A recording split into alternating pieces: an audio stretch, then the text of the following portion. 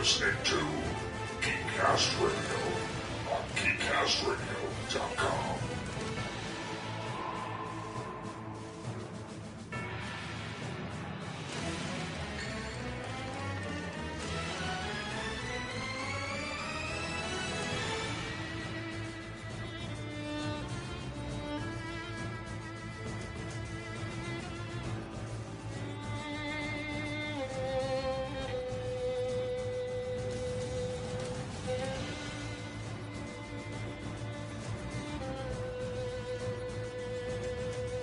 Episode 42.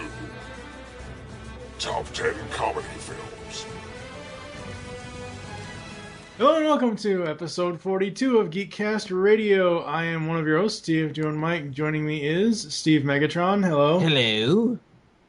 Movie Revolt Dan. Hello. Hello. Booth Ninja from XRG, Off the Cuff, whatever the hell they're calling that show this You week. sound so enthusiastic. Always does.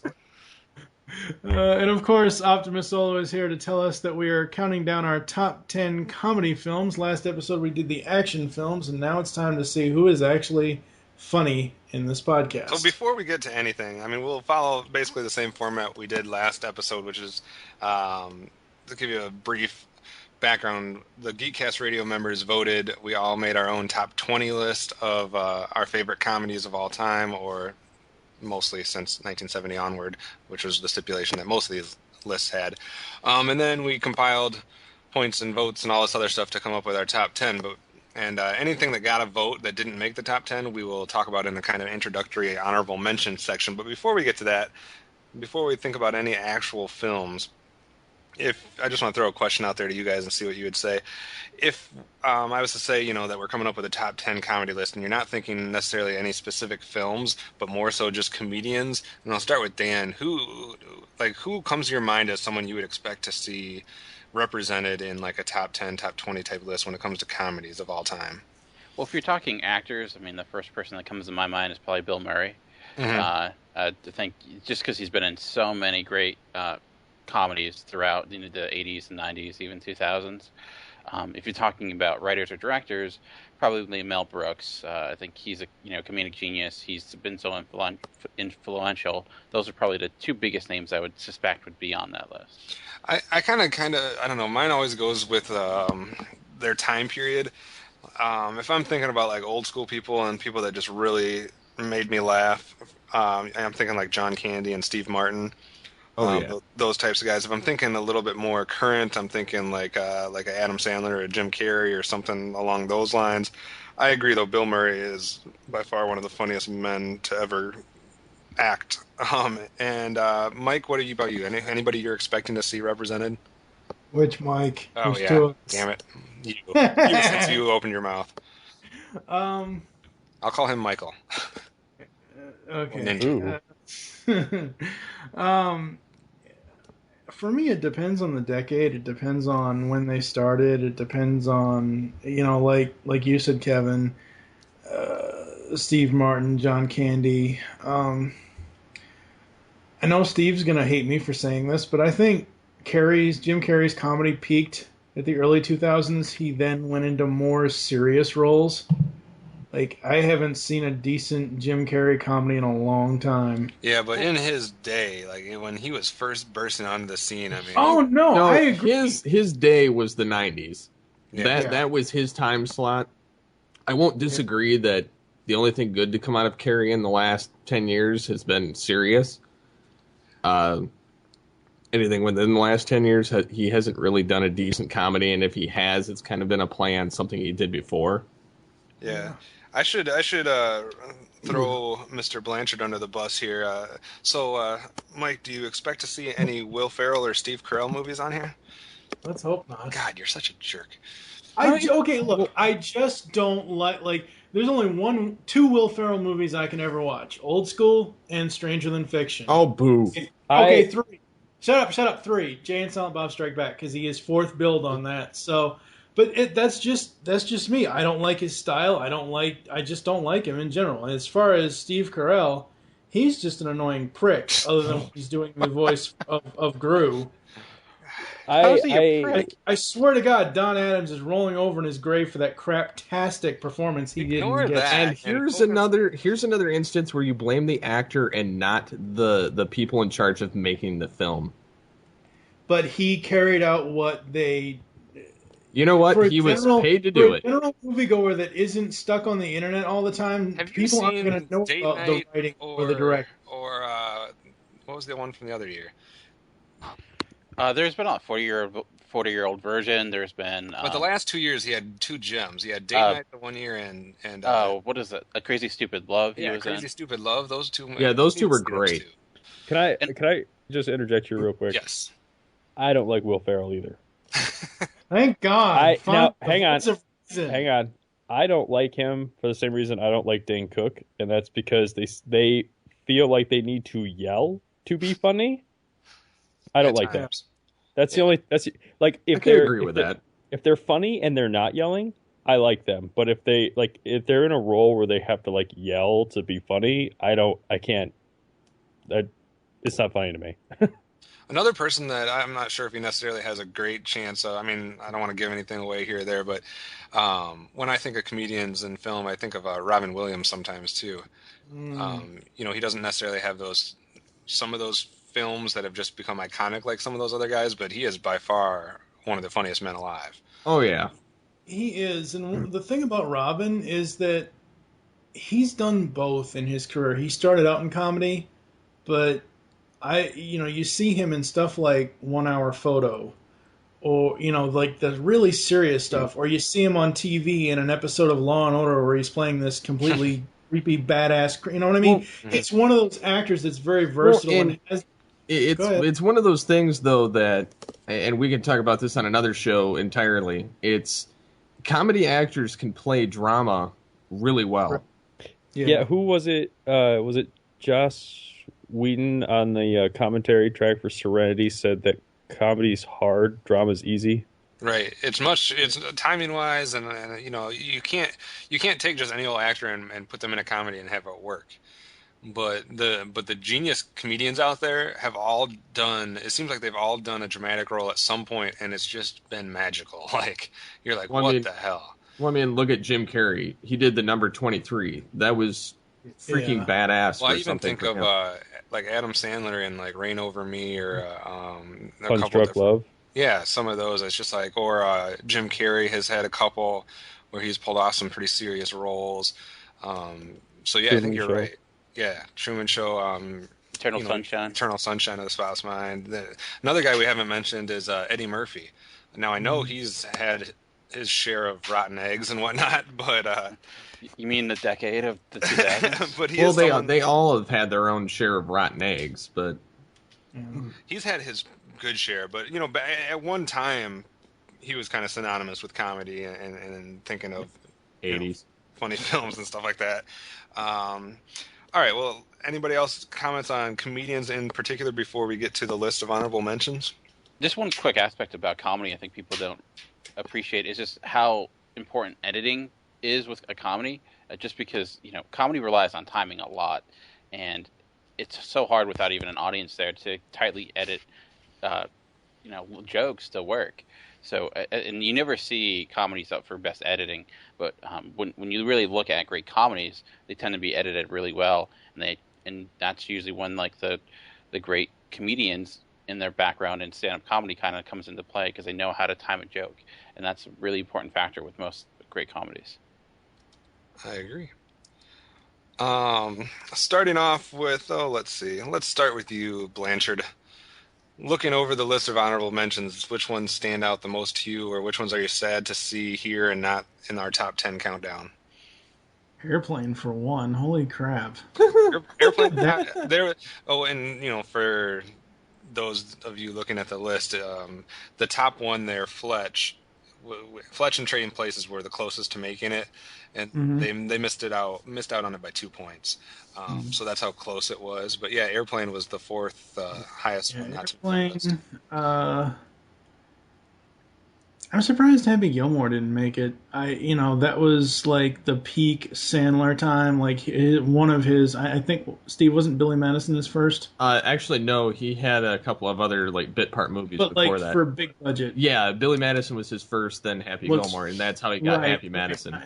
I mean, that Well, Happy Gilmore. The Price is Wrong, Bob. The Price is Right, bitch. All that that was stuff. one thing. I'm not trying to interrupt you, and I'll let you continue in a second. But this is one thing that I was kind of interested to see because we saw it with the action film. Because there's a lot of action films that have sequels and trilogies and 4, 5, 6 G's.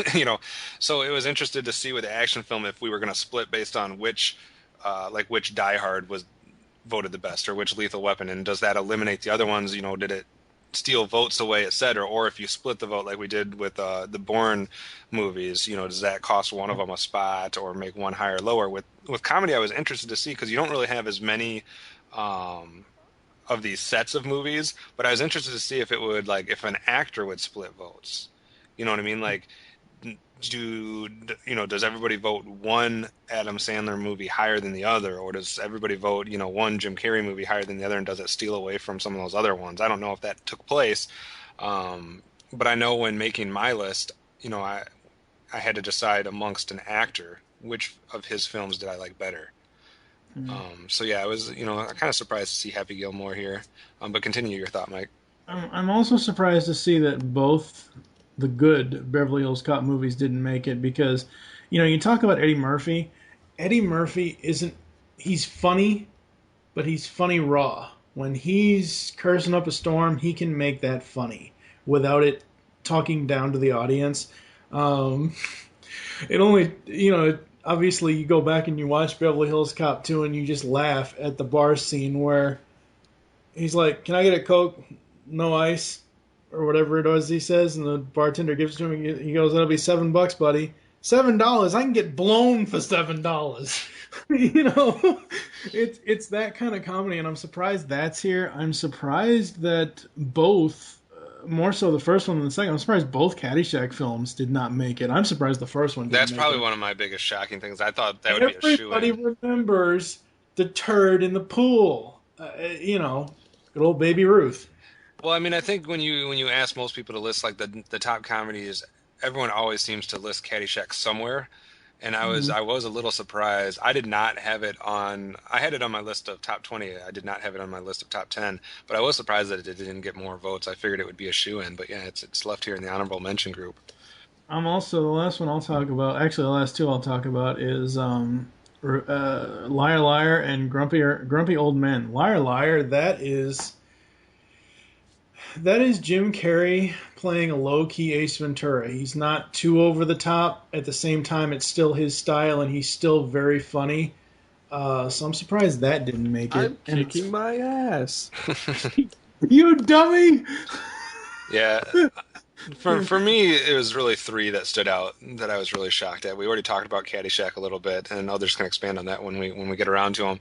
But the other two huge ones for me, number one, that neither one of the Ace Ventura movies made it. I know. I love both of them. So do I. Especially Pet Detective, I think. I rank Pet Detective a little bit higher, but I was just surprised because I think Ace Ventura movies were kind of like groundbreaking for not just Jim Carrey, but a kind of a shift in what we knew as comedies in the 90s there. And the other one that I think is a travesty that it's not on the list, and that's What About Bob. What About Bob I had ranked at number 2, and it's left here an honorable mention. To me, that's Bill Murray at his best. And it's also Richard Dreyfuss at his best too. I can watch that movie a million times, and I don't know how it didn't make our list. Dan, what are your thoughts on some things that you're seeing here? Before Dan goes on, I hope to God that Evan Almighty didn't make the list, because if Bruce Almighty didn't make the list, Evan Almighty doesn't even need to be on here. I have to agree. To go off of what you said about Bill Murray not making lists with What About Bob, I'm really surprised Groundhog Day did not make it. To me, that's probably my favorite Bill Murray film, just because it really has a great heart to it, and that story overall it's really well handled. High concept comedy is hard to do right, but it got really dark quick though. Yeah, but I think that darkness kind of made a lot of that, like that final that finale really work. And I think that I don't know, there was a really dark comedy aspect, like you mentioned, that I really love with that movie. Also, one that I'm not surprised didn't make it. I was hoping it would, which was my number one, which was Annie Hall. I'm a big fan of Woody Allen. I think that Annie Hall is the quintessential romantic comedy that has come out in the last 30 years. And just it was a really human story, and it's like Woody Allen at its best. But other ones I'm surprised didn't make it. Christmas Vacation. That's another classic film. The Hangover. That's For modern times, I see like a movie like Hangover or what was that, Step Brothers. Those are two of the more funny movies that have come out in the last little bit, and both of them are obviously left here. Sometimes I think comedies, it takes a little more time for them to get the kind of the credit or the, it's not like an instant. Everyone's a little shy to rate comedies high when they just come out, or when it's only been like 3 or 4 years. It's to me different than some of the other genres where it takes time for people to really appreciate a good comedy. That's very true, because with comedy, I think the big factor with it is its lasting power. If it can be funny 10, 15 years after it comes out, because some comedies are funny for the time, but after a while they tend to kind of lose a lot of luster. Yeah, I was gonna bring that up, that it's, you want to bring up comedies that are recent, but if they don't have, you don't know if they stand the test of time. I find, like, when I watch a comedy now, if they make any kind of what's the word for it, where they reference like a current event to be a joke, pulp culture, like I immediately kind of cringe, because I'm like, how's that gonna play, right? Like, when no one gets it. It's that kind of thing. And the last one that I'm surprised didn't make it is The Jerk. I was just going to mention that one. The Steve Martin, and again, that's, I would think, his best film, his most well-known film, and really surprised that did not make the list. I agree. To me, that's his best film, and that's one that I can watch over and over. And it was really close. I mean, it was only about 10 points away. It was in our it would have been in the next group of 10. But yeah, I agree with you there. Go ahead if you had other thoughts. That's pretty much it. The other ones I think we talked about are those films that are hard to pick. There's Shaun of the Dead and Zombieland. I think some people kind of split those, and there's other films regarding, like, Anchorman, also another one that's recent, so maybe that's not a film people didn't want to put on their list because they're not sure how well that's going to stand up. But yeah, that's pretty much the ones that I'm the most surprised by. We talked about some of the current ones, like Step Brothers and Hangover. Another one that kind of fits that mold for me is Wedding Crashers. That was literally one of the first times in like a decade where I was laughing out loud in the theater. It kind of like rejuvenated my love for comedies in a way, in more of the modern, because I was kind of like had given up on. I loved all of these classics. I loved, John Candy or Steve Martin or Bill Murray, et cetera, et cetera. And kind of after the Jim Carrey and Adam Sandler run of the 90s, I just wasn't finding stuff funny. And then Wedding Crashers came along, and it kind of like, oh, there are still funny people out there for me. So I kind of appreciated that one. Ninja, since I can't call you Mike, what about you looking over this list of honorable mentions? Well, all I have to say is I'm glad Anchorman didn't even make the list. I mean, it's here on the honorable mentions, so I'm glad it's not in the top 10, because I don't understand people's Me neither. fascination with that movie. I'll stand for it. I love that movie. I love its oddity and its willingness to kind of go for it and be weird and strange, and the kind of this, like, it's just so random at times, and I guess that's what I appreciate about it. Oh no, that's fine. I mean, and it's a funny movie. I worked with a bunch of people that absolutely loved Anchorman, and they like had a freaking party when Anchorman 2 was announced, and I was like, really? Like, I don't.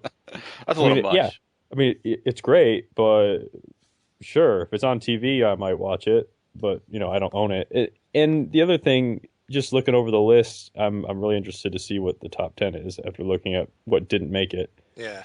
But comedies for me, like, I don't know, they're not like something I actively seek out. I don't go to a movie specifically because it's a comedy, but I'm looking at these and I'm kind of wondering what stands out because they had like a catchphrase for the day. or like a key one liner, and that just kind of like sticks with you, as you get older, like the Jim Carrey stuff. Right. Because I know before we started recording, we were all going crazy with the Yeah. Pet Detective one-liners and stuff like that. I'm just, I'm wondering how that plays into your psyche when you're like is someone. it because when I think about these movies, I just remember like the key phrases, but I don't remember like I take them out of context, and I don't really chuckle when I say the key phrases. But I know the movies for their key phrases more than them being funny. I guess is what I'm trying to say. Yeah, no, that makes sense. I think I think some movies have that. I think some of them that I wouldn't have ranked quite as high have that. To me, that's what separates the ones that I ranked in my top 10 or top 20 was it was more than just catchphrases. It was stuff where I can remember scenes and lines and characters and like all kinds, like it's nonstop stuff that I can think about that was funny compared to some of these movies that I'm seeing in honorable mention where I can only think of like one scene or one line or yeah, I remember so and so was in that and I think they were funny, but I don't remember why type thing. Like I see, just going back to Anchorman real quick. I look at that and I think about the whole "what are we yelling at" part. Yeah. That's like one of the only scenes that stands out in that movie to me. Another one that usually gets a lot of credit from people is "There's Something About Mary." Only for the comb in her hair. Well, that's one way to say it, I guess. You just went right for it. I guess, yeah. You're not messing around. You were blunt as all could be with that. And before Steve gets his thoughts, another thing I'm seeing with the honorable mentions is, and I love these movies, and it's movies that have had, they're all kind of in that same spoof type genre, and some of them have had multiple incarnations, but some stuff in the honorable mentions like Naked Gun, like Police Academy, like Robin Hood Men in Tights, some of those that we got kind of a lot of those types of movies didn't rank as high amongst our lists, but I'm glad some of them got votes and whatnot, but I'm not surprised that they're honorable mentions. Major League would be another one like that. Some of those that are just kind of like more of a series of movies. And one other one from my list that I want to give a quick shout out because it never gets enough credit is Maverick. Yeah. I freaking love Maverick. I love that movie. But Steve, what are your thoughts about looking over the honorable mention list? Well, I'm obviously sad that Ace Ventura in any capacity is not in this top 10. I find that those movies are entertaining, and yeah, there's catchphrases in it, but there's a lot of funny moments between them. The only thing that dates them is Ace Ventura 1 has the sports stuff in it, so that kind of dates that one a little bit. But still, I'm surprised that's not on there. I'm surprised that Trading Places and Fletch aren't on there. Those are some classic 80s films that should have been on there. One of Mel Brooks' films, the Robin Hood Men in Tights. I really like that film. I find it very funny. Granted, there's some kind of pop culture references in it to some degree, but I find it still entertaining despite that. I see quite a few Adam Sandler films, whether it be Anger Management or Click or Happy Gilmore. I'm just surprised because some of those films are very funny, especially with who they've got in them. I mean, look at Anger Management. You have that, crazy amount of comedic talent between, Jack Nicholson and Adam Sandler going back and forth, and then John Turturro, and so that's just really funny. Horrible Bosses. I'm kind of surprised it's not on there, but kind of not at the same time. Just for the fact that it's more of like a happy coincidence of certain things happening. It was still funny, but it's more of that. And then of course the Liar Liar and Police Academy and kind of like the Super Troopers. I'm really surprised on some of those, but that's, I guess, pretty much what rounds out my surprise that at least one of those films didn't make it as far as any of the, the better Police Academy ones. or stuff like that. So, Is there any movie among the list that hasn't been mentioned yet that anyone wants to give a shout out to that thinks they deserve at least a mention on the podcast episode? Something that we haven't talked about yet that you're seeing on that list? Anybody? Well, Booth was asking about lines that stand out. And the last thing I'll say is, even though I only watch it at Christmas time, every so often, hallelujah, holy shit, where's the Tylenol? Pops into my head. Chevy Chase's rant from Christmas Vacation at the end. That and his tie thing of looking at his wrist. I've got a thing. Because he doesn't have a watch on. One that I would also like to mention that I missed was The Big Lebowski. It's Coen Brothers comedy is really unique. It's kind of hard. They're films that you kind of have to watch a few times often to kind of define the jokes because they're not very blatant, but they're really great at creating colorful characters. And the thing about The Big Lebowski, that's one that's kind of aged better with time. It wasn't really looked upon as a great film when it first came out, but after time, it's kind of created this cult following. It's a movie I go back to a lot. That with John Goodman and a really great cast that I find really hilarious. But I can understand why it's not on the list because its comedy is kind of it's not very broad, and if you don't like that style, you probably wouldn't be able to embrace it. So funny thing is, I just saw that movie about 2 weeks ago. Because a guy in my media class showed it to me. Yeah, that's one that you either like or you don't like. It's kind of one end or the other. Anyone else a film that they want to mention that hasn't been talked about yet that they're seeing on the list? Blanchard, anything? Blanchard's dead. South Park. I mean, South Park. No, well, that's is funny. That I don't consider that a top 10 film. That's an incredible movie, though. Yeah, it is. I'm not saying I'm just saying I don't consider it a top 10 film. Maybe a top 20 film if we were doing a top 20 list, but I don't consider it a top 10 film. No, I don't know. Go ahead. Sorry, Mike. No, I was going to say, I mean, just looking over the honorable mentions, I'm pretty sure I would have forgotten about most of these movies making a top 10 list. Like, if I was just picking 10, I was trying to remember 10 movies comedies off the top of my head. I'm fairly certain most of these probably would not pop into my head. Yeah. Mostly because some of these I've only seen when I was a kid, when my dad was like, hey, check this out with me, son, and I had no idea what I was watching. Like, Fletch or Airplane. Like, I remember scenes from Airplane, but, older stuff like that.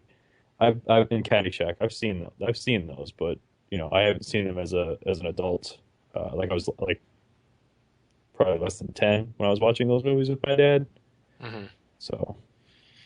And that, too, plays into it. At what point did you see it originally? And, where were you in your life where it could either make an impact or not make an impact?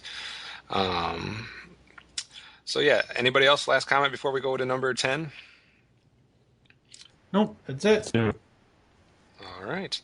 Coming in at number 10, we talked about people that we might see or might not see. Well, we're going to knock two of them out with one stone here at number 10, and that is the 1987 comedy film starring John Candy and Steve Martin, Planes, Trains, and Automobiles. Oh, that's so classic. That's not a pillow. It actually came in a tie for 10th with another one that we'll get to right after it. But yeah, Planes, Trains, and Automobiles, I had it number 4 on my list. I love these two guys, and this together in this film, they were freaking amazing. Oh, that was comedy gold. So I am not upset at all that this is amongst our top 10. Mike, you had it on your list. Oh yeah, I love this movie. This movie is what is so great about 80s comedy, because, well, not most, but there's a lot of 80s comedies that center around Christmas time. This one centers around Thanksgiving, and that's why I kind of like it. And John Candy was everywhere. I mean, this Home Alone, he was everywhere. Not just in his own movies, but just the combination of of these two guys, put them together. It's kind of like putting Steve Martin next to Martin Short in Father of the Bride. The same thing. There's all these fireworks because Steve Martin, at least in this movie, basically has a stick up his ass the whole time. Not literally, and just that one scene with the rental lady with the good old Edie McClurg. That was just hilarious, and just the trials and tribulations that his character goes through to get home is just crazy. Yeah, it has a 94% rating on positive rating on Rotten Tomatoes. Got 2 thumbs up from Siskel and Ebert. Siskel said it was John Candy's best role up to that point. There's a lot of memorable scenes in this, and it was one of those where it wasn't just funny, like it was both funny and like I don't know, like it had some like heartfelt moments in it that were mixed in.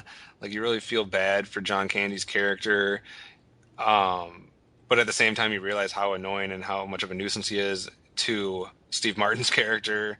So I just think the two of them fit those roles perfectly. Dan, what are your thoughts on Planes and Trains?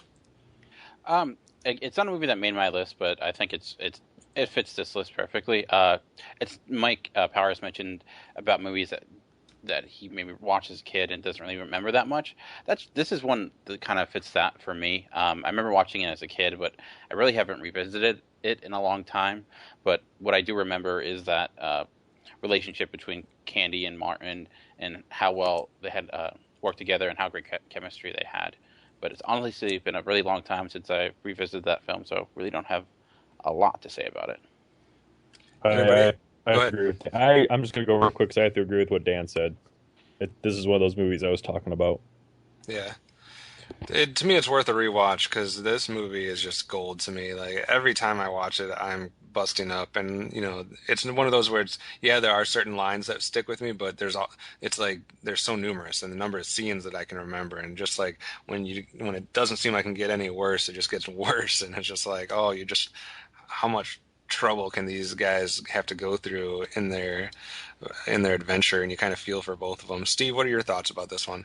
I love that film. It's so funny. I mean, you get them driving around in the husk of a car. I mean, it's and John Candy selling all these, what was it, shower curtain pieces? Shower curtain, yeah, the whole hooks or whatever. Yeah, I mean, it's just some of the stuff going on in this film is just goofy as all hell. But between the two of them, it's such a rewatchable movie just because of the two of them. And I mean, especially around Thanksgiving time, but it's one of those ones that I find really enjoyable that I don't think I even had seen it up until about a year or two ago, and I am so glad that I saw it. I agree, and like I said, it wasn't alone in its spot in our rankings. It actually tied, so I guess we'll consider this one number 9, but it's still basically the same as number 10 here. So we had our 80s film so far. Now we're going to jump into the 90s. Another star that we expected to see, although me personally, I would have expected to see him in one of his other films that was on the honorable mention, and it's 1994's The Mask with Jim Carrey. I personally put Ace Ventura ahead of The Mask. I enjoy Ace Ventura much more. But talking about lines, "Somebody Stop Me" is definitely one of the most quoted lines from any comedy film. And that was on AFI's 100 Years, 100 Movie Quotes, that "Somebody Stop Me" was nominated for that list. So who wants to start with The Mask? I think it was on Steve's list. It was on Mike's list. You guys both had it ranked pretty high. So why don't one of you guys give it a run? This is one of those films that, I mean, I when I first had seen it, I didn't know it was based off a comic book. So that was kind of refreshing to see that it really played out well. Jim Carrey did a really, really good job at playing this character. I mean, it had a little bit of his Ace Ventura flair to it, but it's got a lot of his personality. Or split personality thereof. It also features the cinematic debut of Cameron Diaz. That's true. In this film. you get to see Jim Carrey, where he sings at the park and kind of mesmerizes all the cops and constantly being chased, and he's this dorky bank representative, and finally grows a pair because he's become the Mask and everything by the end of the movie. But I mean, it's so entertaining to watch. You've got the lines of somebody stop me smoking, and then it's party time, and I mean, it's just all these different kind of some of them being pop culture references and some of them just being his personality and the character. But I think that it's a very entertaining film to watch that I find it hard to get bored with. Mike, what about your thoughts for it, since you had it ranked pretty high as well? I pretty much agree with Steve. I mean, this is one of those films that you just can't help but love, because it not only is it funny, but it also basically he plays an everyman who turns into this superhero. Yeah, there you go. As he puts it. Better than Ace Ventura? I wouldn't. It's better than Ace Ventura 2, I will say that. Oh, boo. I like the second one. Look, the mother rhino's giving birth. I knew you were going to say that. How did I? That mono can kiss my ass. Oh, man. I like where he's in the monster truck, actually, but... But no, the Mask, I love the Mask. It's so cool. It's so cool what he can do. I like when he imitates the wolf from Looney Tunes when he's in the club. I thought that was hilarious.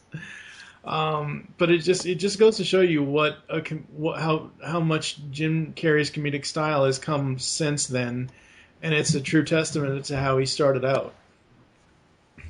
Anybody else thoughts on The Mask? Go ahead, Mike. Nope, go, Dan. You probably have other things to say. One thing about The Mask, that is clearly a role that it was made for Jim Carrey, and it really used his talents well. I mean, he has that rubber face, and literally in this movie with The Mask, but like that, his facial expressions, and they made sense in this movie. And personally, like you guys mentioned, I think there's maybe better Jim Carrey films that could go on this list, like Ace Ventura, or even I'm a big fan of Dumb and Dumber. But I remember watching this movie as a kid, and the thing that still sticks in my mind is when the dog gets the mask and pees on the guy with like acid pee or whatever. That's the first thing I think of when I think of The Mask and the cartoon that followed it. But yeah, I'm actually kind of surprised to see it on the list, honestly. Booth Ninja, you got any comments on The Mask? Just from what I remember of The Mask, because I haven't watched it in the last decade. To me, it just seemed like more of a kooky superhero film. I do remember laughing at it, but it definitely doesn't come across as a full-fledged comedy to me, because so much of it was... I don't know. I cannot form a complete thought tonight. I don't know what is wrong with me. Well, I kind of like view it the same way. Like, I saw it once when it was new, and I literally haven't watched it since. I've just never had a desire to watch it again. I thought it was funny in its time, and I thought it was Jim Carrey in his element. Like Dan said, it was a role made for Jim Carrey. But what separates it from Ace Ventura for me is I, every once in a while, have a desire to watch Ace Ventura again, where I never seem to want to watch The Mask again, even though I know it was funny and I know it was good for what it was. I'm not surprised to see it on our list. I'm just surprised to see it on our list in lieu of Ace Ventura. I agree. Yeah, I think that surprises me too. And just like we had a tie for number 9, we do have one more tie in our countdown, and that's coming up next. I guess it would be a tie for 7th. And the first one we will talk about is also it's 1 year later, from 1995. And we all thought that we'd see him somewhere. So it's Adam Sandler in Billy Madison. So that is coming in as a tie for number 7th. Happy Gilmore did not make the list. Billy Madison did. Mike, which of the movies do you prefer? I like them both, but I think it's because I saw Happy Gilmore first. I like that one better, but I still like and enjoy Billy Madison. You know what it is? It's that Happy Gilmore is more raw, like your personality. And Billy Madison is more lame, like your personality. Okay. Mine's more inventive. Anyway. Yours results into beating things with a stick. Yeah, you keep sniffing stuff so you'll see penguins everywhere. I so. literally had before this guy's. me, Swan. I literally had Pet Detective, Happy Gilmore, and Billy Madison ranked one right after the other, with Billy Madison being the highest. And I don't know, I just something about the story for that one separated it a little bit for me. I don't know. I love both Happy Gilmore and Billy Madison, and I'm glad that one of Adam Sandler's film is represented on this list because he literally dominated the comedy film scene for much of a decade. So I'm glad that one of his better ones before he kind of went off the wagon a little while later is represented. Steve, your thoughts on Billy Madison? Because I know you had it ranked, I believe, number three on your list. This is one of those films that my wife and I can pop in all the time, or that we can sit there and quote, and it never gets old watching it. Just from, the various stupid antics that he has, or where he's, in the bathtub fighting with the shampoo and the conditioner, and spills them, and then he's like, "Stop looking at me, Swan!" Or he's chasing an invisible penguin throughout the film,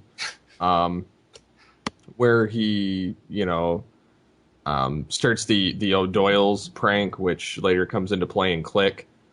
And then, there's a bunch of, funny different things. You've got Chris Farley in it. You've got Norm Macdonald, where he starts having SNL cast members in his films. But I mean, it's one of those classic Adam Sandler films that yes, it does actually have a point to the film, unlike some of his later films.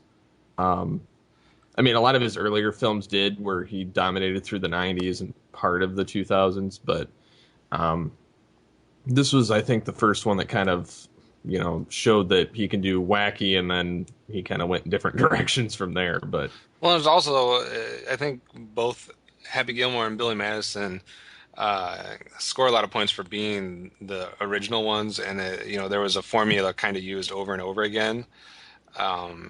But people don't give these films as much of a hard time because they were the original ones.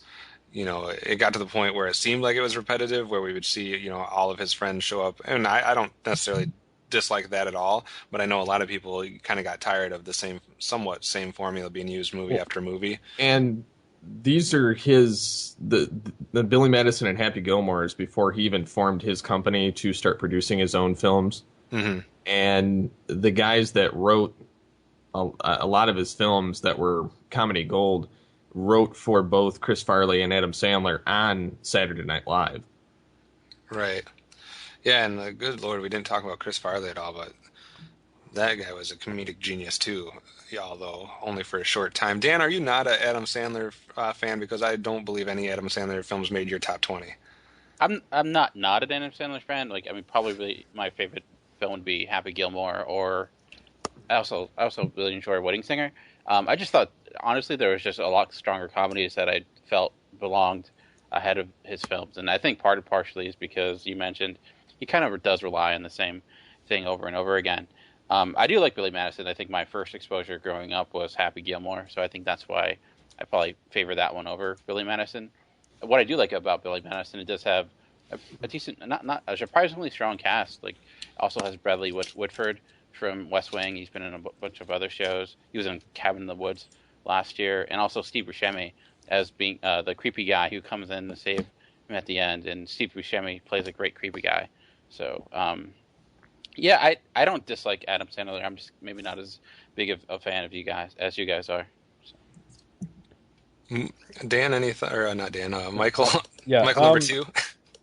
I was introduced to Billy Madison and Happy Gilmore at the same time, thanks to my cousin.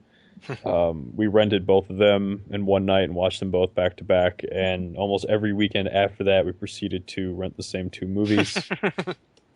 But Billy Madison was always my favorite. I think I just identified with I can't really say identified, but I found the adult going back to school thing a lot funnier than some guy trying to win a golf tournament. Yeah. So I agree. they both have they're both funny, and I do enjoy them more than say Big Daddy or something like that. So Yeah, I agree with Dan. The only other one I kind of put up there that I can really enjoy is like The Wedding Singer. That would be my third one that I put on that list from that early, from that 90s period before. I mean, there's some that he did later on in the 2000s that I appreciate, but 90s for me it was either Happy Gilmore, Billy Madison, and then The Wedding Singer right after that. And as I mentioned before, we had another tie here. So the one that was tied here for the seventh spot, we're going to have to go a little bit farther back to 1983. And we're going to check another comedian off our list that was not mentioned in the introductory segment, and that's Chevy Chase. And the movie here is National Lampoon's Vacation, or sometimes referred to as just Vacation. But the 1983 film directed by Harold Ramis, starring Chevy Chase with a cameo by John Candy. I'm not surprised that one of the Lampoon movies is represented. I think there was a split in the vote where you had Christmas Vacation get some votes that could have possibly gone to just the regular vacation, I guess we can call it. Who wants to talk about National Lampoon's Vacation? Nobody. I don't think I've ever seen this one or European Vacation. Really? Yeah, same here. Yeah, I don't think Blasphemy. I don't. It's not that I don't want to see it. I don't think I've ever seen it, or if I have seen it, I've caught it like in the middle of it on TV or something like that. But I honestly don't remember this movie at all. John Candy's in the very end of it. They go to Wally World. To me, I mean, I don't know. I mean, this was am I referring to this right? Is this the first one? Yes, this is the very first vacation film. Yeah, so for me, it gets a little bit of credit for launching this whole franchise. I'm not talking about the bastardization that has happened to this franchise in the last decade or so. But are you talking about the National Lampoon name? Yeah, the way that they actually, the rights to the National Lampoon thing, not to go off on too far of a tangent, got sold off. And so around the time of the Vegas Vacation, it's not actually a National Lampoon film. Right. That's what I'm saying, but I think a lot of people kind of confuse that or get it all mixed together. And to me, when I think of that name or this series, I mean, it's this one, it's European Vacation, Christmas Vacation. That's about it. Like, I don't think of hardly any other films when I think about that name of National Lampoons. Van Wilder. Well, there's Van Wilder. There's Van Wilder 2. There's Van Wilder 3. Vegas Vacation. Senior Trip. National Lampoon's Loaded Weapon 1, which spoofs all the action movies. It stars Emilio Estevez. Charlie Sheen. Yeah. Exactly. I'm winning. It currently garners a 94% fresh rating on Rotten Tomatoes. It's widely considered to be the best film in National Lampoon series of vacation films. Dan, what are your thoughts on this chapter of the National Lampoon saga? I think it's probably easily the best of that series, maybe even the best National Lampoons. I guess you can argue a few others. It's Chevy Chase being funny, which he stopped being a while ago, though he's funny again now in Community. There's a lot of like great moments in that film, especially with the grandmother and the dog. Don't want to give anything away because it sounds like two people haven't seen that film, but it's a great family story too. I think that's when those vacation films are working, is when they still have the family aspect to it, but they kind of play with it a little bit, and they're not as conventional. And I don't know if you all are aware, but they're talking about doing a remake of the original vacation film, or maybe not a remake, more of a new sequel. There's two different things that they're talking about. One's either rebooting it completely, or the other is to send it off with Chevy Chase and Beverly D'Angelo as the grandparents, and then having it take place with Rusty and his kids. Yeah, and the person they were thinking for Rusty would be Ed Helms from The Office. He was in Cedar Rapids, which I think would actually be a pretty good choice. But anyways, I like Vacation. Didn't make my list. I'm glad National Lampoons is on here. I know their name doesn't mean anything now, but I think when it was working, it was a really respected name in comedy. Unfortunately, they kind of ran it into the ground just to throw it on DVDs. But you'll have that.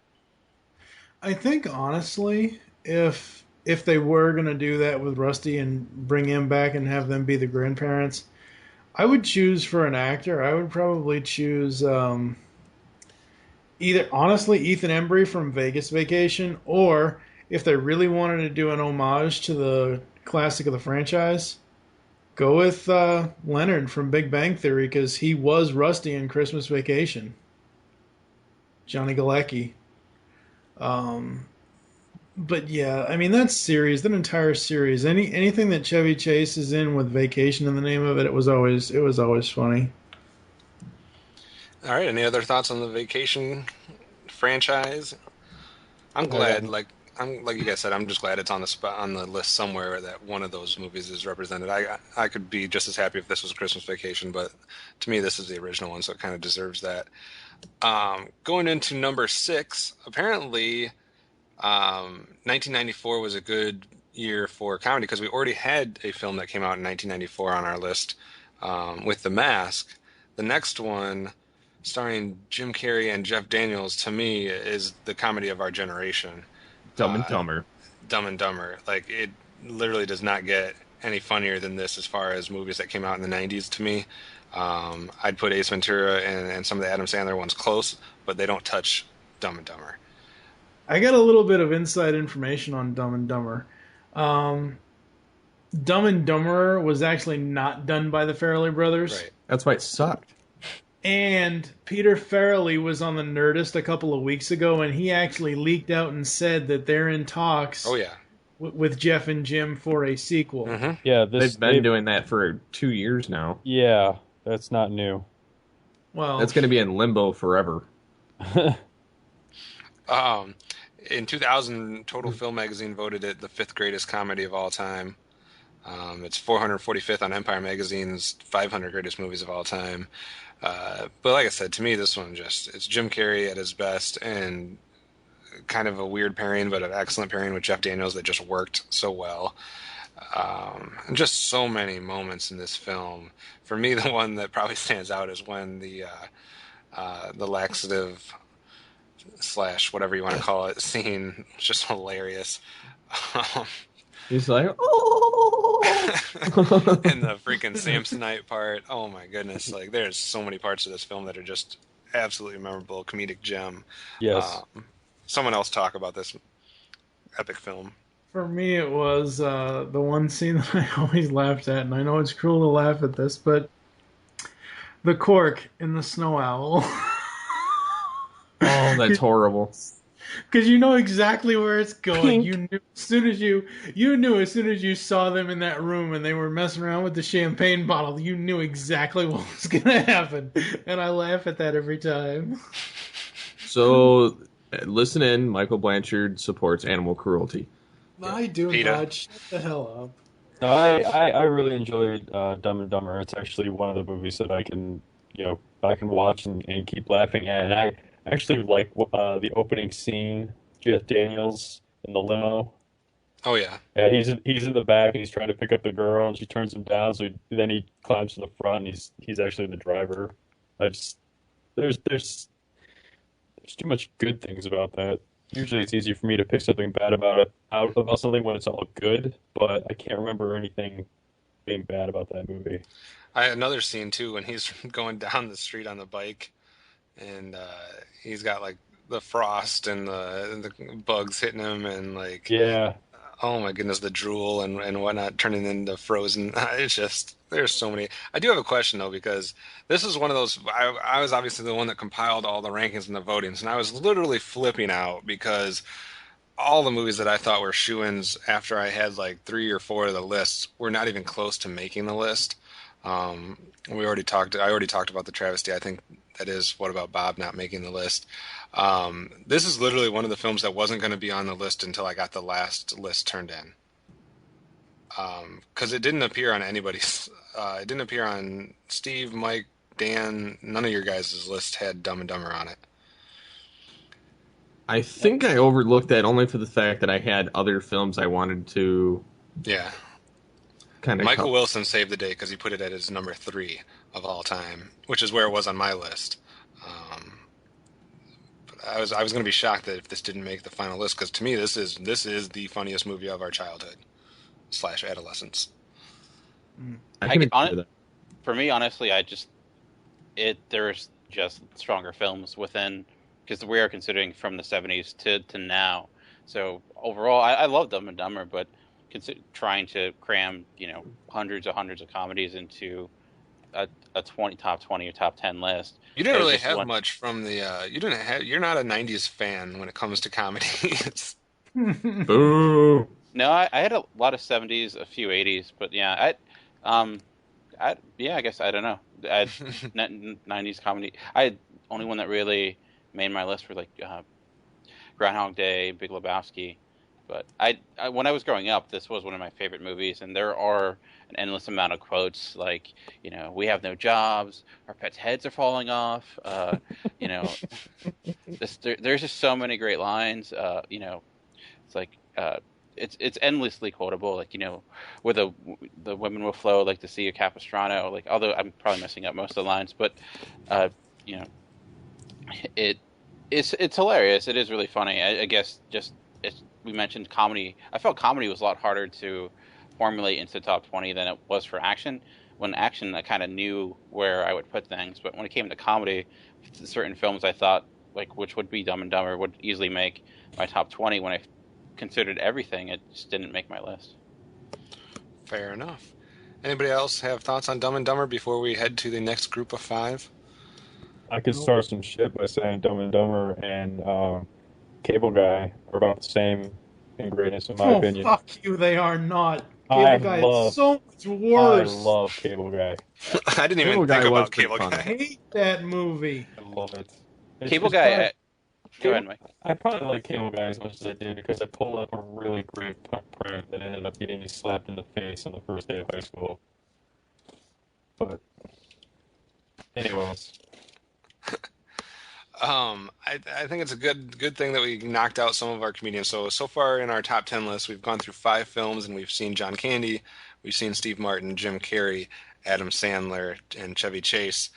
So we knocked out a bunch of the main headliners, which is probably a good thing because we're not going to knock many out the rest of the way. Not saying anything bad about the films, but we're not going to have those headliners as much that just come to your mind that we mentioned in that opening segment. And nothing is more truer than that than with number 5 on our list, which I'm going to have somebody else take the reins on this one because I just can't stand anything about this franchise. But I know that it is a cult favorite and so many people respect and love it, and that is 1975's, which I am glad that a couple of these people are here, but Monty Python and the Holy Grail comes in at number 5. I just gave it a ringing endorsement, so somebody else should talk now. This would be Dan's cup of tea. Yeah, this was my number 3. I'm surprised to hear bad things about Monty Python, because they are innovators when it comes to comedy. A lot of their non sequitur humor, just their if you look at their movies, they're very reminiscent of like the Marx Brothers, because the people who I talked about editing earlier, and they're people who know how to really edit jokes, and they're really like Monty Python and the Holy Grail are really like a lot of skits like kind of put into a movie, and yet it works really well, because you could really pick that film up at any part and watch any section of it without watching anything before, and it still makes sense. It's still funny. You have some of the most well-known comedic moments, like with the Black Knight. It's just what I love about Monty Python is they're very abrasive, and they do certain things that you probably couldn't get away with nowadays, especially because they're British. So they have a certain charm to them where people seem not to mind. I almost thought about putting Life of Brian on my list because I think that's a better movie. But overall, considering how much Holy Grail has kind of influenced pop culture and comedy in general, that's why I kind of put that one a little higher. But I know I love Monty Python just because there's a silliness to them, yet they are still kind of genuine and they don't go too far with it. They can be slapstick, but they're also really quippy as well. So that's why I appreciate Monty Python. I understand like that how popular it is and how many people like it. And then for the record, Michael Wilson, this was his number 1 ranked movie. just for me, it's just not my style. I can literally watch and I can put any Monty Python film on in front of me, and I will watch the entire thing, and I will not laugh one time. Um, Yeah, Michael Wilson tried to. I'm sorry to interrupt you, but Michael Wilson tried to get me to watch several clips from several of the Monty Python movies, and I'm the same way. I did not laugh. I just I don't find just that style of humor funny at all. I don't I know. I guess it's like me with Adam Sandler. It's just Exactly. it's just with comedy. That's the hard thing with comedy. There it's hard to people have different tastes. Like with an action movie, there are action movies that I think everyone can appreciate. But with comedy, there's different styles and different ways of telling jokes, and like maybe you're more into like a type of Adam Sandler, or you think more thought provoking like a Wes Anderson. And I think that's why it gets harder with a comedy list because they're all those different types of styles. Yeah, I mean, you have the goofy stuff like the Jim Carrey just off the wall crazy stuff. You have the spoof type things like we talked about with like a Police Academy or a Robin Hood Men in Tights, and then you have British humor, and it's just something that I just can't wrap my head around. Um, but I do appreciate that so many people love the Monty Python series, and if they're going to name one movie that's at the top, it is usually Holy Grail. So I'm not surprised that it's on our top 10. It's just not something I can vote for.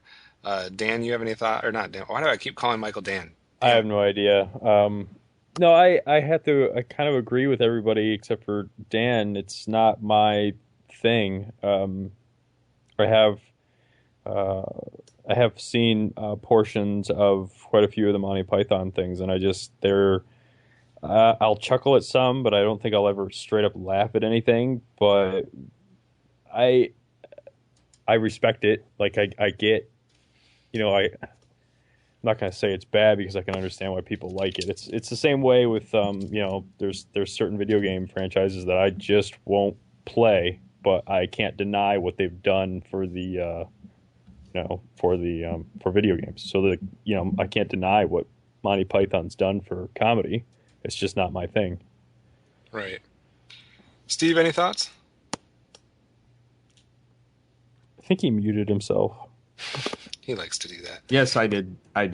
But I was saying on mute that that I don't find it very entertaining or funny. I have a lot of friends that find it entertaining and funny. I don't care for it either. Yeah. But we're going to stay about that same time period for our fourth one on the list. We're going a year forward or a year backwards here? A year backwards, back to 1974. I am happy that we have a Gene Wilder sighting, and this is the Mel Brooks 1974 film Blazing Saddles. I expected Blazing Saddles or Caddyshack or both to be on here. I was surprised that Caddyshack wasn't. I'm not saying that they're anywhere near the same movies or anything like each other, but this was ranked number 6 on America or AFI's 100 Years, 100 Laughs list.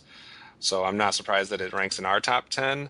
I haven't seen it in a long time, so I can't speak too much of it, but I'm sure Dan can speak a little bit to Blazing Saddles, hopefully. I talked about with Blazing Saddles. I talked about Monty Python, how a lot of their jokes probably wouldn't fly now. Blazing Saddles would cause an uproar if it came out today. It's just in how it deals with race, and there are certain jokes it has because a lot of it was written by Richard Pryor. That during like the 70s, where certain things were more accepted, as we've come more PC, they're not as accepted as they were back then. When looking, I'm glad Mel Brooks made this list because he deserves to. His style of comedy, is been so influential. You see it everywhere. Like I don't think you get the Zucker brothers without getting Mel Brooks. And I think everyone has their favorite Mel Brooks film. Some people love Spaceballs, some people love Young Frankenstein. It's really hard to choose. I go with Blazing Saddles, and I think mainly because of Gene Wilder, who was also in Young Frankenstein. But what I love about it too is just its take on westerns and like it's how it's heavily influenced by like old Hollywood films, and kind of Mel Brooks takes those concepts of like John Ford or other classic Western filmmakers and puts it in a comedic setting. And we talked about how comedy has different forms. Mel Brooks is king at taking all those forms and putting it in one movie. You have a scene which is just a bunch of cowboys eating beans and farting, and yet it's funny because and there's all the really great quotes, and Mel Brooks is like timely comedy. So I think that's why Blazing Saddles works so well, because it has something for everyone. Well said. And I think too, yeah, it kind of defined. I think you could say like for the '70s, that was one of the go-to films as far as comedies go. We talked about Dumb and Dumber being that way for the '90s. To me, Blazing Saddles is kind of that way for the '70s. So many people love this movie. Like I said, I just need to rewatch it because I haven't seen it in a long time to be able to. I did rank it because I remember loving it when I watched it. I just can't speak to like specific scenes or anything because it's been so long since I've seen it. I'm the same way like you. I need to rewatch it. Same.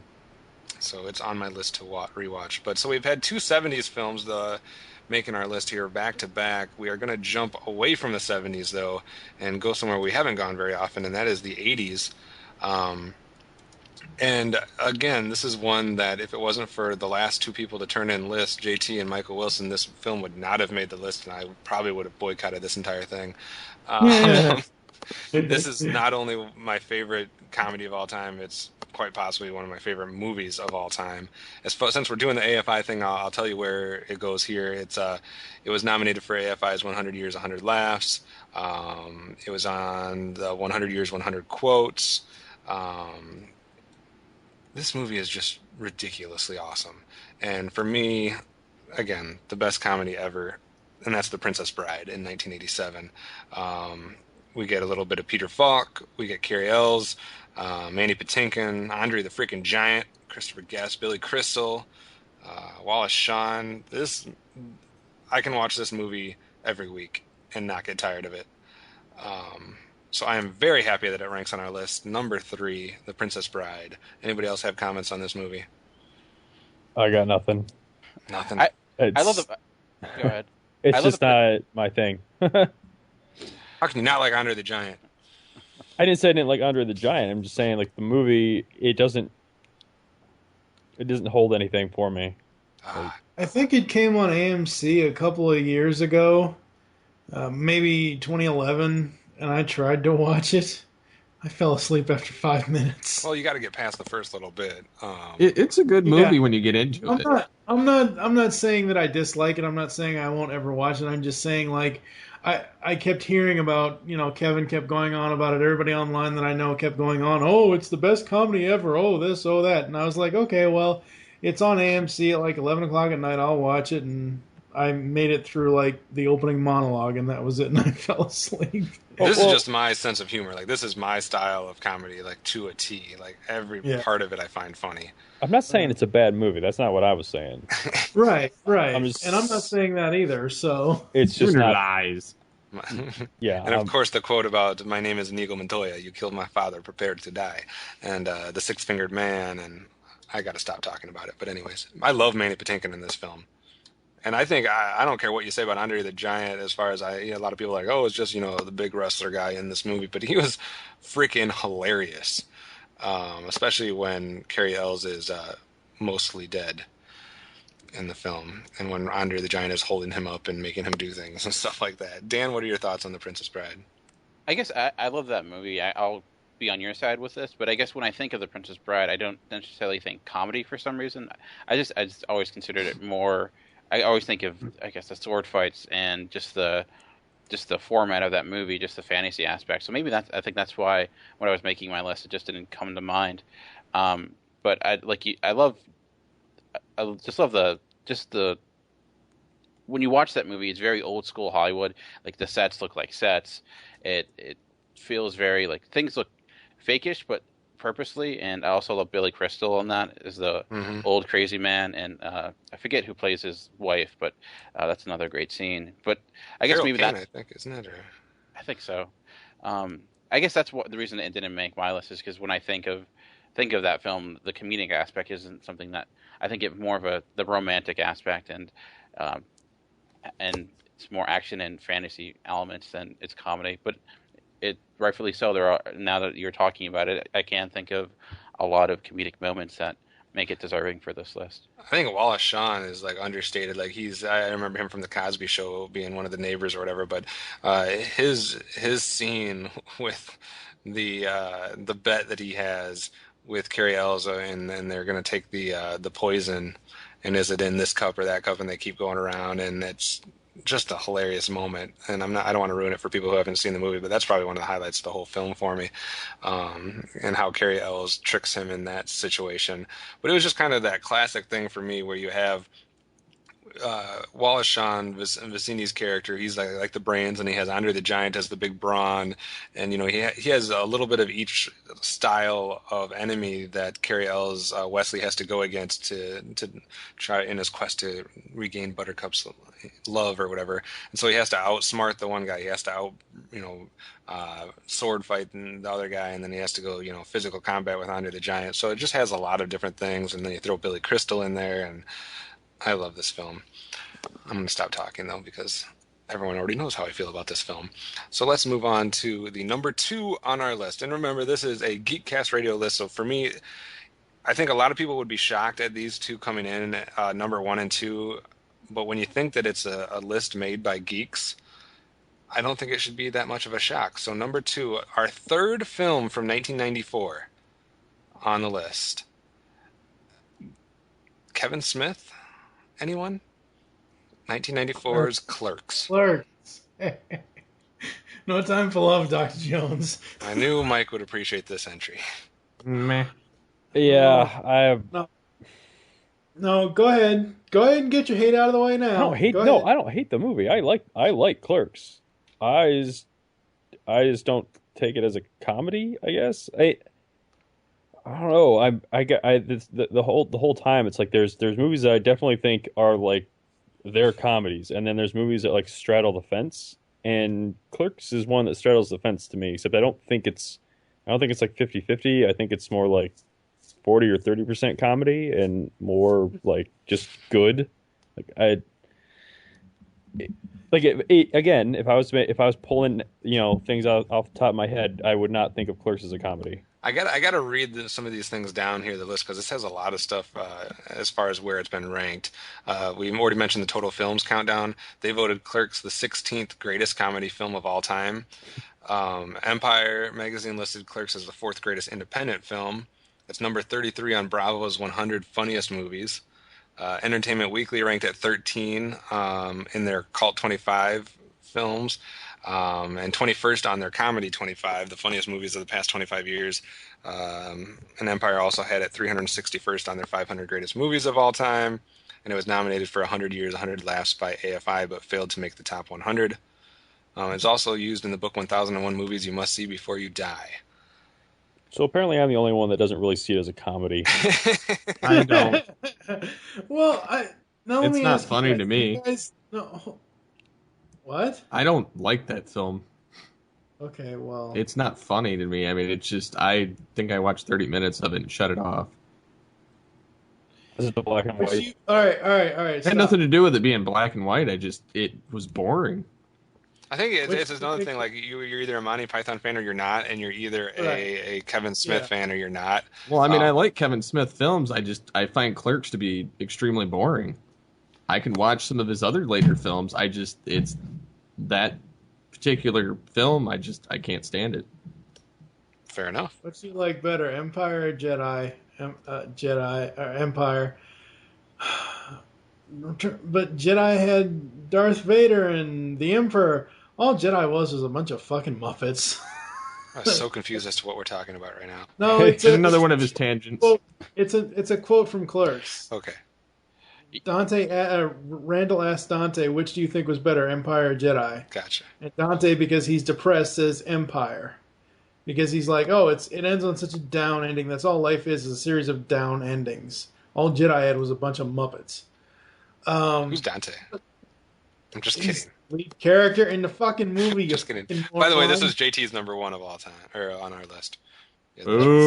Surprised me for a Canadian sense of humor. Coming from the guy who's also defending it and had it number 4th on his list. Hey, I like the movie. It's not even on my list. I can bash the shit out of it. It was not on mine either. But it's a movie about best friends who have different lifestyles and different ways that they view life, and within that is a bunch of comedic moments. And it's such a quotable movie. I guarantee you all of us have used the phrase, "I'm not even supposed to be here today," at least once in our lifetime. Yeah, but but you're suggesting the movie coined that phrase, and It kind of did. It may not have coined it, but it made it popular. sure. I think with that phrase, it was just more so how it used and how it related to the overall plot and the structure of the film. I guess Mike seems to be crapped on, so I'll jump in here as well because it was on my list. It's number 20 on my list. I'm actually not a huge Kevin Smith fan. I like Clerks and Dogma. That's pretty much all his films I really enjoy. The thing I like about Clerks, I mean, Steve mentioned it's boring. I guess I like the fact that it is a lot of conversations. Like 1994 was the year of the independent films. He had Pulp Fiction come out the same year. And the common factor between Pulp Fiction and Clerks is they're very dialogue heavy. And I think Kevin Smith is a great writer. He's not a really great director. I think what made Clerks work is that you can tell it was a personal story that was something that he really felt. And it was bringing in geek culture that was something that really wasn't done before. Just having people having a conversation about something that wasn't necessarily plot driven, wasn't moving the story forward, is kind of against screenwriting 101. But that kind of became a huge thing in the early 90s, and something we see always in comedies today or movies in general. So that's one reason I ranked it on this list, because it has been influential, and the fact that it was an independent film and how that had a huge impact on the independent movie movement in the late 90s, and how it was hugely successful and kind of made Kevin Smith into who he was today. Because if he doesn't make Clerks, he's not who he is. I don't think if he made any of his other movies, it would nearly be as memorable. But I think Clerks was able to appeal to the geeks as well as like the cinephiles, and you don't really find many movies that are able to do that. Well, go ahead. Sorry, I was going to say I agree with everything Dan just said. I really do, and I actually I appreciate Clerks in the fact that it started a thread through all of his movies. There's a certain amount of continuity, especially around that funeral that they talk about in Clerks. Yeah. They go to that funeral is also present in Mallrats. Yeah. And I can't remember where like the threads get if they get dropped or if they get carried through in some of his other movies. The threads continue from Clerks to Mallrats to Chasing Amy to Jay and Silent Bob Strike Back, Dogma. Okay, I just wasn't sure how far it ran. They stop at Dogma, and then they end. They stop at Dogma. They're like, yeah, this will be the last one or whatever else. And then they have that little... If you look at the end of Dogma where Alanis Morissette as God closes the Bible or closes the book, it has a little bookmark on the end of it. That meant that he was going to come back at some point, and that's where Clerks 2 comes in. So it goes from Clerks through all those other films. It does not count Jersey Girl. It does not count Red State. It does not count whatever else he made or produced or directed or whatever else. It's just the main films that he's done. Was it the Skewiverse? Yeah, View Askewniverse. Yep. Yeah. I appreciate that. I appreciate I appreciate what it's set up and what he followed through on, and I agree with everything that Dan said. It's just like I said, it doesn't come across as a comedy to me. I'm not surprised that it's on our list. I'm not surprised because, amongst the geek community or whatever, a lot of people love Clerks. So I'm not shocked or disappointed that it's on our list, but to me, it's not even the funniest movie that came out that year, because that would be Dumb and Dumber. So I don't know. It's just maybe my style of comedy, but I'm not surprised at all, and I'm not shocked or upset that it's on our list. I understand its significance and its following. Any other thoughts on Clerks before we get to our number one? I am surprised it is as high as it is. I mean, like you mentioned, I thought it'd be on the top 10, but I didn't think it would be number 2. It seems. Yeah, that kind of shocked me a little bit. So we've had Planes, Trains, and Automobiles, The Mask, Vacation, Billy Madison, Dumb and Dumber, Monty Python and the Holy Grail, Blazing Saddles, Princess Bride, and Clerks so far, which all lead us to number 1. And if you would have asked me to take a guess at what was going to be our number 1 before anybody compiled their list, just say, we're all compiling a list, take a guess what's going to come out number 1 in comedy, this would never have been my guess. May the Schwartz be with you. But all in all, it does make sense to me that it is there. So apparently we have two people that are guessing so far. So Steve, what's your guess? Spaceballs. Mike? Spaceballs. Dan? I honestly, until they said Spaceballs, I had no idea, so I'm guessing it's Spaceballs. Yeah, sure. It's on my list, and it's not on the honorable mention, so that's... Cross elimination. Yeah, Spaceballs, the 1987 film comes in. Now, it doesn't shock me because this should resonate well with the geek community and whatnot. And I didn't even necessarily think of it. It was one of those that I was battling with if I was going to vote on it or not. It ended up not making my list, but it was real close to making my list. Another, like Dan mentioned, another Mel Brooks film, get a little more John Candy, and a Rick Moranis sighting. Oh my God. But yeah, Spaceballs here. Number one, Mike, your thoughts. Michael Blanchard. He's a mog, half man, half dog. You're just happy because it was your number one. Nobody else's number one is listed at number one on our list except for yours. Anyways, no, but this film, obviously it's spoofing Star Wars, and it does it so well. The Mel Brooks comedy style is done so well here, from the whole thing with ridiculous speed, ludicrous speed, and whatever the other one was. And what I really love about this is radar. The radar, it's jammed. It was 10th on Steve's list, 1st on Mike's list, 9th on JT's list, and 5th on Mr. Wilson's list. So that is what got it here, being on so many lists and so many top 10s. Steve, what are your thoughts about Spaceballs? I just love that film. It's so freaking funny. Lord Helmet, and the president of the ship, and his password is 1 2 3 4 5. What kind of an idiot? And then the president has it as his password, and his ship transforms into a giant maid with a vacuum sweeper. Planet of the Apes style.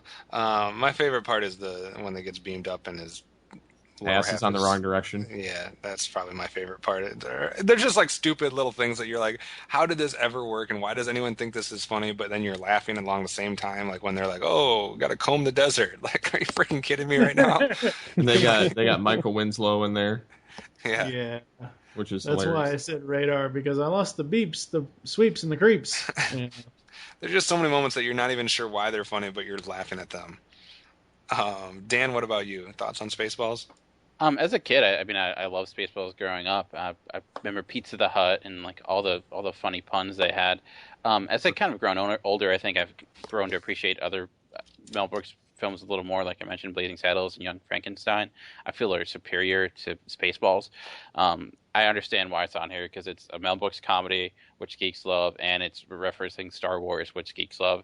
Not surprising that the top two films on our list are very heavily influenced by Star Wars. But yeah, I don't, I guess, have a love for it like Mike or Steve do, but I think it's definitely funny. There are a lot of great little moments, like we mentioned. John Candy is always great. I'm glad to see Mel Brooks on here. So if it's going to be any film, sure, why not Spaceballs? I'm very confused how Rick Moranis ended up on anything that was in our top 10. Anyways, that's mean. It's not just Star Wars. Accident. It's not just Star Wars too. You had Star Trek, a lot of Star Trek references. You had Alien references, Planet of the Apes references.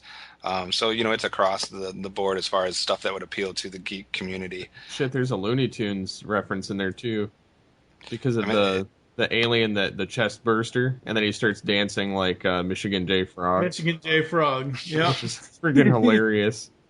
Yeah. Funny thing about that scene with the chest burster. The first theater I worked at when I started working there, they did this thing called Cinepalooza, and from like 3 months out of the year, every Saturday they would get a new movie, and it would be a classic. And sometimes the prints would just be trashed because they were original prints or whatever. But the studio sent us a screener print for Spaceballs, and there were tons of unfinished effects. and that the chestburster scene, the whole diner scene, they actually put in there twice because they didn't know where they wanted it. So it was really like they had to when the theater was packed for everyone wanting to see it, and the manager had to come in and actually say what they were going to be seeing because unfinished effects. Like there was the scene where the flying RV comes into the diner and it's landing. That was actually like a storyboard scene. It was Oh wow. an animatic, really weird hand drawn stuff. It was so bizarre. And yeah, so like that scene with the chest burster played in the diner, and then something else happened, and then and then it happened again. It within like 10 minutes. So it was just interesting to see a screener print. So That's not Rodimus Prime, it's a Winnebago. Oh my. All right, so that rounds up our top 10 comedies of all time. Like I said, Planes, Trains, and Automobiles, The Mask, Vacation, Billy Madison, Dumb and Dumber, Monty Python, Holy Grail, Blazing Saddles, Princess Bride, Clerks, and Spaceballs. We'll go around the table. Anybody, final thoughts on our list? What did we get right and what did we get wrong? I'll start and give you guys a second to think about things. I mean, I think we got it right that we have, a Jim Carrey in there. We have an Adam Sandler. I'm glad John Candy and Steve Martin found a way in there. Very happy that Princess Bride got in there. Not surprised that Spaceballs got in there. My changes, I would have flipped Ace Ventura in instead of The Mask, and I, for damn sure, would have found a way to get What About Bob in there and Bill Murray represented somewhere. Dan, where did we get it right or wrong? I think I'm more happier with this list than our last list. I think there's something in here that I think are glaring errors or something I'm kind of don't think belongs at all. If I was going to remove anything, I think I'm along the same lines as you. I probably would take out The Mask and put it in with something else. Perhaps I would flip-flop the Mel Brooks ordering and maybe put Spaceballs a little lower and Blazing Saddles a little higher. But other than that, I think it's pretty solid. Overall, I think we have a different genres within comedy and a lot of different people. Like we have actually one film I should mention that I'm really surprised. I think that deserves to be on here is Airplane. That I think is probably of all the films we don't have. I think that one is the one that stands out the most. More than any of the Bill Murray movies? I would say so. I mean, I love Bill Murray, but I think considering my biggest surprise is that Caddyshack's not on there. I would honestly, no disrespect to Ace Ventura 1, I would honestly take The Mask out and put Caddyshack in its place. Yeah, I could see that. Anything else that you think we got right or wrong, Mike?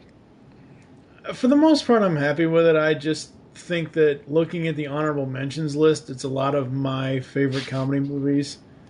But your number one came in at number one, so you can't complain. Well, right, but I'm not trying to take away from that. But I'm just saying, like, these lists as we're doing them between last episode with the action and this episode, it just surprises me as to what the final list and what the final tally is. Like for the action one, I know we're on comedy now, but for the action one, I probably would have chose two very different Arnold movies that were in there. Yeah. Than what we had in there. For here, I'm pretty happy with it for the most part. Like I said, The Mask probably I could have. What was it, number 10? Planes, Trains, and Automobiles.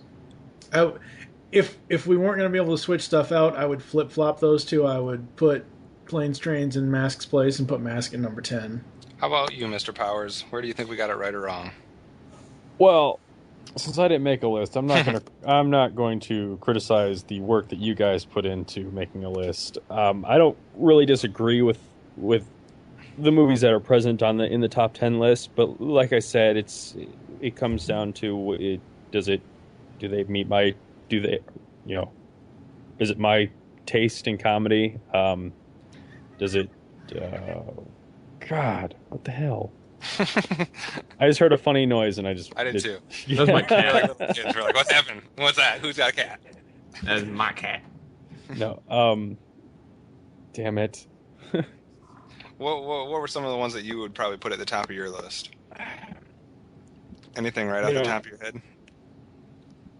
No, because anytime I start thinking about favorite movies, the one that jumps to the top of the list is American Beauty. But And that's not. I'm not saying it's a comedy or anything like that. I'm just saying, like, the minute I start thinking about favorite movies, that's the first one that comes to my mind.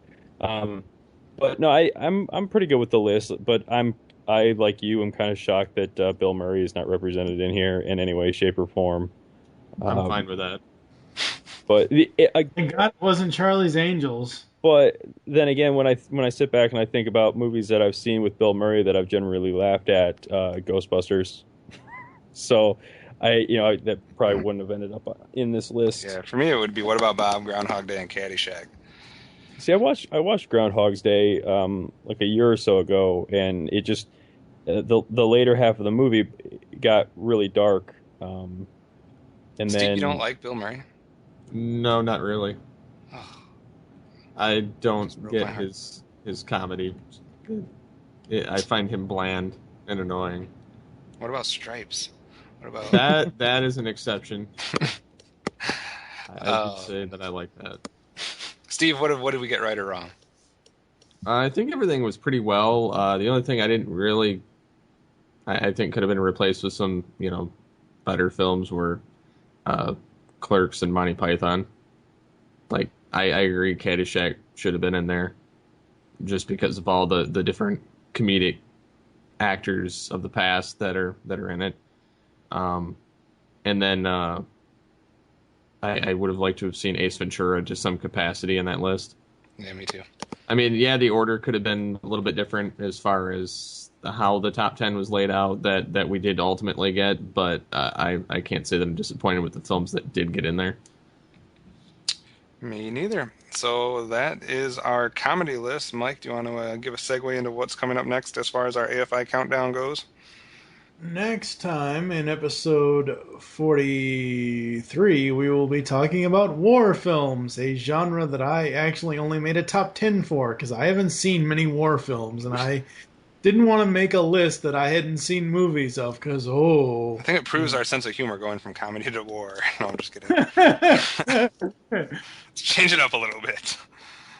And I have a feeling we're gonna have some discussions with that because I don't know, Yeah. Oh, no. We're going to have plenty of discussions with the war films because we're going to bring in a ringer from a certain Canadian website because he said he wanted to be on that one. Well, also because I have, war films walk a very fine line with me because, I don't know, maybe it's the history major or whatever, but if you're not accurate and if you're telling a bunch of lies in your war film, it really pisses me off. So if anybody says anything good about something like Pearl Harbor, the movie, I may lose it. You might not want to listen to episode 95 of M-Wire then. Talk about taking a Hollywood spin on things. Good Lord. So that's what's coming up next. Yeah, we're going to talk about war films next time. What else are we talking about in March? In March, we've got the war films. We've got sports. Those are the two from March. Yeah, those are the two from March, war and sports. So that'll be very, very interesting to see what we come up with. I'll finish your sentences. Exactly. Yes, you will. You asshat. All right. So for Geekcast Radio, I've been TFG and Mike. I've been Optimus Solo. Movie Revolt Dan. Steve Megatron Phillips. Michael Powers. Unleash the geek in you, and we will see you next time. Good work, Corporal. Punch it up.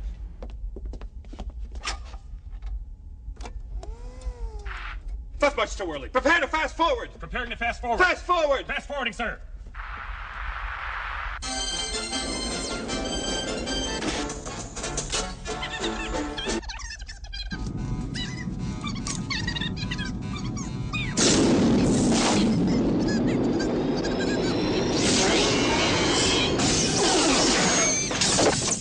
No, go past this. Past this part. In fact, never play this again. You've just listened to Geekcast Radio on the Geekcast Radio Network. There are several ways to get in contact with us or leave feedback for the show. First, visit the website, geekcastradio.com, where you can comment on all of our different podcasts. Second, you can rate our show and leave us feedback in iTunes. Third, follow us on Twitter at GeekCast Radio. Fourth, become a fan on Facebook. Go to facebook.com/GeekCastRadio. Call the voicemail line 502-526-5821. Please remember to tell us the show you are leaving the message for and your name. So until next time, unleash the geek in you.